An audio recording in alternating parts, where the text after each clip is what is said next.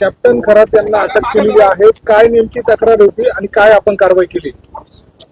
Police station Sarkarwada येथे CR number 74/2026 असा गुन्हा दाखल झालेला आहे. फिर्यादीच्या तक्रारीवरून भारतीय न्याय संहिता कलम 64, 74, 351 आणि जादूटोणा प्रतिबंध कायदा कलम 3, कलम 1, 2 प्रमाणे हा गुन्हा दाखल करण्यात आलेला आहे. तपास चालू आहे. क्राईम ब्रांच युनिट 1 आणि गुंडा पथक तपास करीत आहे. काय तक्रार होती सर?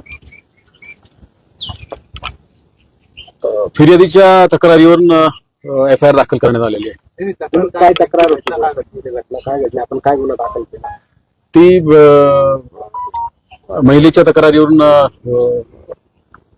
गुन्हा दाखल करण्यात आलेला आहे. महिलेचं नेमकं काय फिर्यादीमध्ये म्हणणं काय होतं? काय काय तक्रार काय होती तेवढं सत्य? ती शारीरिक शोषणाबद्दलची तक्रार.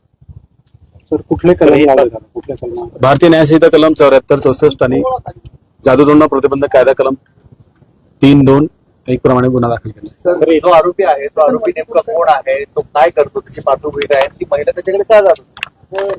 सध्या तपास चालू आहे. फिर्यादीचं नाव उघड होऊ नये म्हणून जास्त डिटेल देता येणार नाही. आरोपीची संशयित आरोपी जे आहेत त्यांचं नाव. सध्या तरी नाव अशोक खरात म्हणून आलेलं आहे. किती महिलांच्या तक्रारी आहेत? सध्या एकच तक्रार.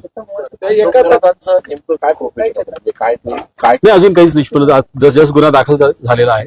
अजून तपास चालू केलेला तर ते ज्योतिषी होते, भविष्य सांगतात, अंकशास्त्रात अभ्यास अशी माहिती मिळते आहे. महिलांचं शोषण करत होते अशी चर्चा आहे. नेमकं आपल्याकडे काय तक्रार दिली होती आणि आपण काय पुढे तपास करतो? महिलेने जी तक्रार दिली त्याच्याप्रमाणे गुन्हा दाखल करण्यात आलेला आहे आणि अजून त्याच्या प्रोफेशन बद्दल अजून तपासात काही निष्पन्न झालेलं नाही. आज नेमका पहिलाच दिवस आहे. तपास सुरू आहे. तर काही व्हिडिओ देखील आहेत. मोठ्या प्रमाणावर व्हिडिओ आपण जप्त केलेले आहेत, CCTV म्हणा किंवा इतर, त्याबद्दल काय माहिती? नाही, सध्या तपास सुरू आहे. अजून बहुतेक कोणताही पुरावा आपण जप्त केलेला नाही.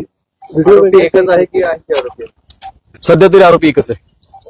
महिलेने तुमच्याकडे जी फिर्याद सांगितली त्या फिर्याद सांगत असताना तिने काय अलिगेशन केलेले आहे?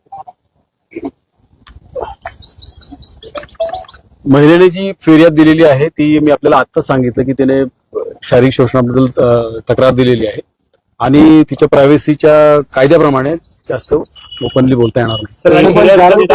कलम आपण लावले. हो, सर म्हणजे ते तिथे अट्रॅक्ट होतं ना म्हणून लावलेलं आहे. सर फिर्याद कधी दाखल झालेली? कारण 2022 हा काल दाखल झाली ना रात्री. नाही, हे प्रकरण कधी 2022 होतं? कधीपर्यंत 24 पर्यंत आहे असं फिर्यादीत सध्या तरी दिलेलं आहे. आणि जे अत्याचार झाले असं फिर्यादीचं म्हणणं आहे, ते नेमकं कुठे, म्हणजे एकाच ठिकाणी झाले एका वेगवेगळ्या ठिकाणी होतं, नेमकं काय घडलं? प्राथमिकता तरी एकाच ठिकाणी झालं तर दिसते. तपास अजून सुरू आहे. सर आरोपीला अटक करताना जेव्हा पोलीस गेले तेव्हा त्यांनी काही गोंधळ वगैरे घातला? नाही,